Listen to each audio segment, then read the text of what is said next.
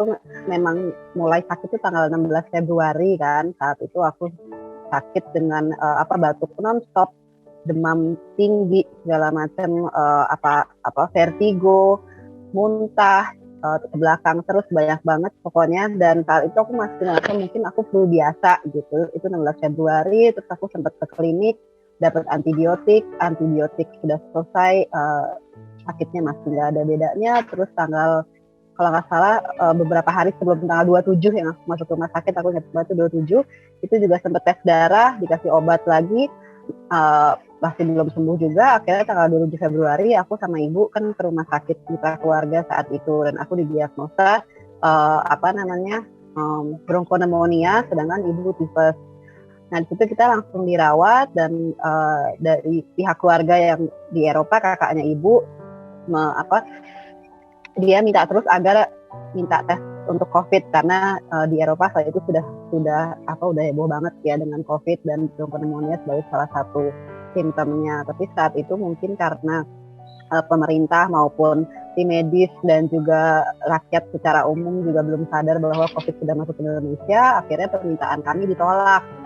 Nah kemudian aku dapat info dari temanku bahwa temannya dia yang WNA ternyata positif COVID, dan 2 malam berturut-turut ada di restoran yang sama dengan aku kan. Baru kemudian dari situ dari pihak Mitra Keluarga langsung kita langsung diproses untuk dipindah ke RSPI Sulianti Saroso gitu. Dan dari situ langsung semuanya sudah pakai APD, pakai hazmat suit segala macam.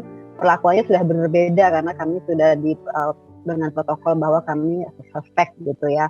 Dan saat itu sebenarnya waktu begitu kami di rumah sakit, di infus, itu semua kondisi gejala fisik itu sudah berhenti, sudah sembuh. Jadi aku benar-benar tinggal batuk keringnya aja yang non-stop gitu. Nah saat itu kemudian kami kan ditransfer ke RSPI Sulianti Saroso hari Minggu dini hari kan, untuk agar tidak menimbulkan keramaian. Jadi kayak jam 1 atau jam 2 pagi.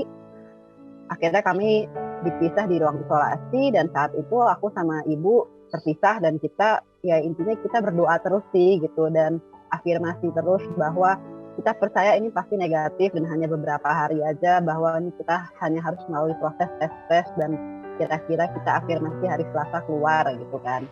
Tiba-tiba hari Senin udah heboh banget di TV, karena kebetulan aku emang nggak matiin TV sama sekali, dan memang saat itu Presiden Jokowi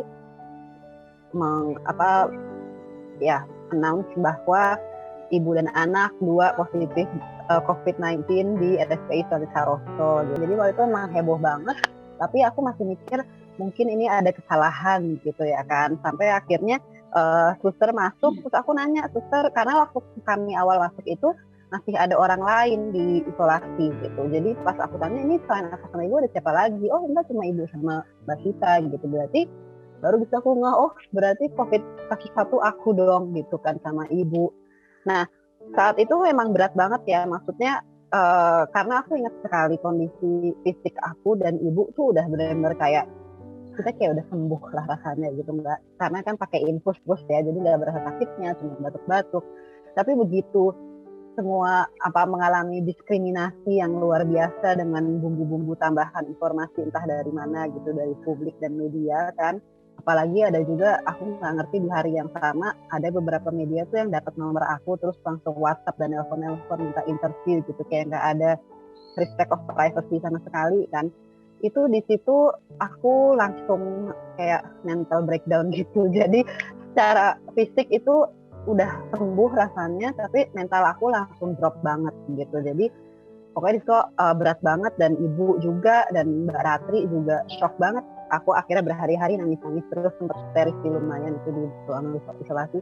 Itu langsung semua gejala yang udah sembuh tiba-tiba muncul lagi semuanya. Aku demam lagi, aku muntah-muntah lagi, aku gemeter segala macam gitu. Ya menurut aku pandemi ini kan soal kemanusiaan juga ya. Jadi kalau aku dan keluarga dan di SAI juga gitu, di perumahan kita kan berusaha membantu bisa mungkin gitu ya. Jadi kayak kemarin di saat ada yang positif, kita bantu untuk saat mereka isoman gitu, itu penting banget. Jadi bukan justru mendiskriminasi, karena sampai sekarang ini udah ya ampun udah 1,5 tahun lebih ya, dan masih aja diskriminasi itu terjadi gitu. Bahkan sampai hari ini tuh aku masih mendapat komentar negatif di sosial media aku gitu, masih bilang oh aku pembunuh 100.000 rakyat Indonesia, yang gitu tuh masih terus-terusan sampai sekarang gini. Aku udah gak habis pikir sih orang masih kekeh aja dengan pemikiran itu ya, dan masih aja terus mendiskriminasi pasien COVID gitu. Itu aku sih pesannya untuk semua orang untuk saling membantu